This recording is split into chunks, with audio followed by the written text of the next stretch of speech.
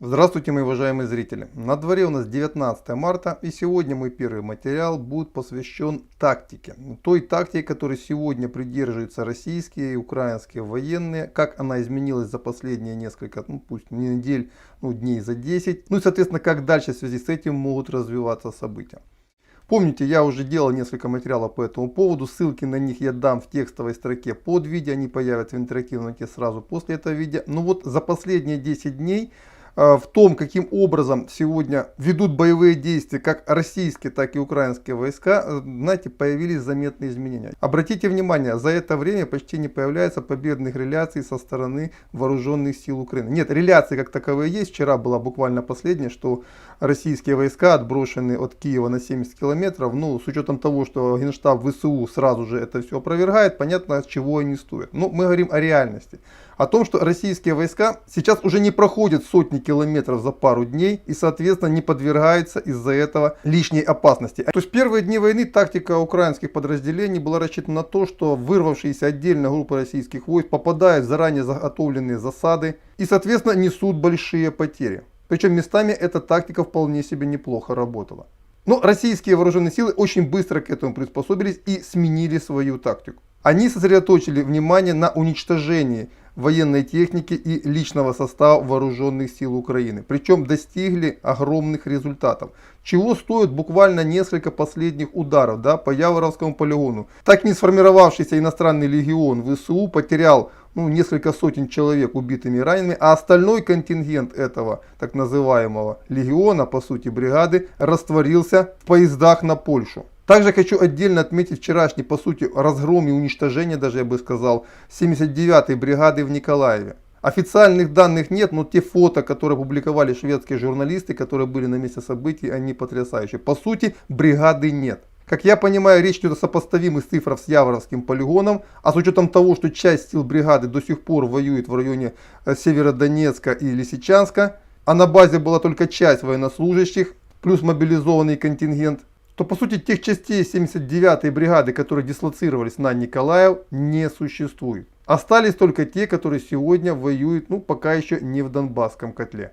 За день до этого произведен был удар по Мерефе. Там были силы теробороны сосредоточены в двух точках, которые сразу же были поражены. Суммарные потери теробороны по двум объектам были более 50 человек, что является для теробороны Мерефы катастрофой. 3 случая и 3 катастрофы, которые по сути обнулили гарнизоны этих мест. И такие эпизоды появляются уже каждый день. И отдельно хочу подчеркнуть, что во всех этих 3 операциях российские вооруженные силы не понесли никаких потерь. И это больше всего убивает боевой дух вооруженных сил Украины. Бесперспективность.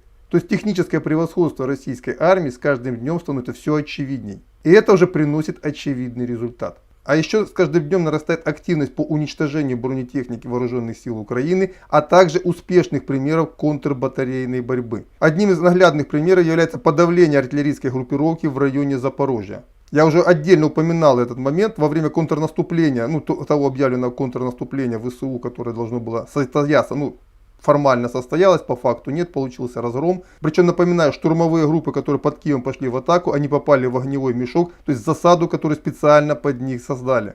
А в Запорожье все было гораздо проще и банальней. По сосредотачиваемым силам было нанесено огневое поражение авиации и артиллерии. И атака захлебнулась, не начавшись. Также отдельно хочу обратить внимание на бои в Рубежном и Северодонецке. В первые дни наступления не было больших атак, серьезных атак пехотных подразделений, а войска народной милиции ЛНР с приданными российскими подразделениями сосредотачивали свое внимание на уничтожении тяжелой техники, что и было произведено, в результате чего зачистка Рубежного произошла очень быстро. То есть мы видим, как меняется действие российских войск как в тактическом плане, так и в стратегическом. И это приносит результат. А вот на стороне ВСУ сегодня форменная истерика. Наглядный пример — это последнее видео, которое записал штатный военный пропагандист режима Зеленского Леша Арестович, который впервые за 3 недели войны наконец-то сказал жителям Украины правду. Ссылку на этот его ролик я даю в текстовой строке под видео. Можете пойти Лешеньке и сказать, что наконец-то вы удовлетворены тем, что он начал говорить правду. А правда состоит в том, что никаких побед, о которых Лешенька в том числе говорил 3 недели подряд, не существует. Наоборот, идут тяжелейшие бои, и ВСУ ничего не светит. Кроме абсолютно неисключенного разгрома. Но это уже я сделал свой вывод, потому что Лешенька не может произнести этих слов. Хотя перед этим говорит именно об этом. Но он традиционно призывает всех украинцев сплотиться, бороться и до, как говорится, последнего украинца. Подробно эту тему в своем ролике разобрал мой товарищ Михаил Онуфриенко. Ссылку на его ролик я также даю в текстовой строке под видео, и она появится в интерактивной ссылке сразу после этого видео. Там очень интересный разбор полетов. Рекомендую вам пойти по предложенной ссылке и также подписаться на канал моего товарища. Вот это то, что произошло. Теперь то, что можно ожидать в будущем. Я уже обратил внимание на то, опять же, у меня данные много, с разных концов Украины стекается из разных источников. И в целом все сходится к тому, что руководство Украины прекрасно отдает себе отчет о том, что в ближайшие пару недель они потеряют все свои механизированные подвижные подразделения. И та тактика, которой они придерживались на протяжении первого месяца войны, она канет в небытие. Потому что не будет никаких маневровых подразделений, будет уничтожена артиллерия. По сути, уже уничтожена система ПВО. И единственная надежда на то, что эту войну им удастся затянуть, это произвести мобилизацию как можно большего количества людей. Понятно, что эти люди уже будут не маневровые. То есть перебрасывать эти подразделения уже не будет никакой возможности. Они будут пытаться теперь насытить этими людьми линию обороны, чтобы таким образом затруднить продвижение российских войск далее на запад. Именно по этой причине сегодня формируются спешно новые, по сути, пехотные подразделения. Причем по очень интересному принципу. Многих мобилизованных, которые призывают, например, в южных и восточных частях Украины, отправляют дальше в центральную часть страны. А западноукраинские контингенты мобилизованных, обратите внимание, тоже никто не спешит перебрасывать на восток. Потому что все прекрасно понимают, что восток Украины и юг Украины, они потеряны.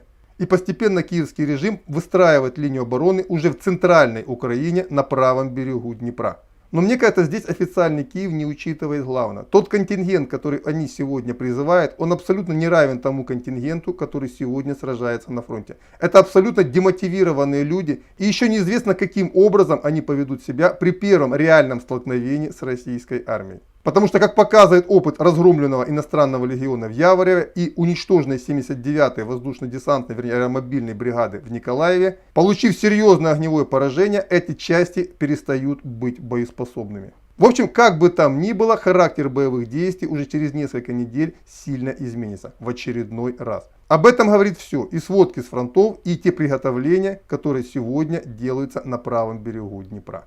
Вот это то, что я хотел сказать в данном выпуске. Следующий выпуск будет традиционно посвящен военной сводке, что там происходит на фронте. Дождитесь его, я думаю, он выйдет через несколько часов. До свидания.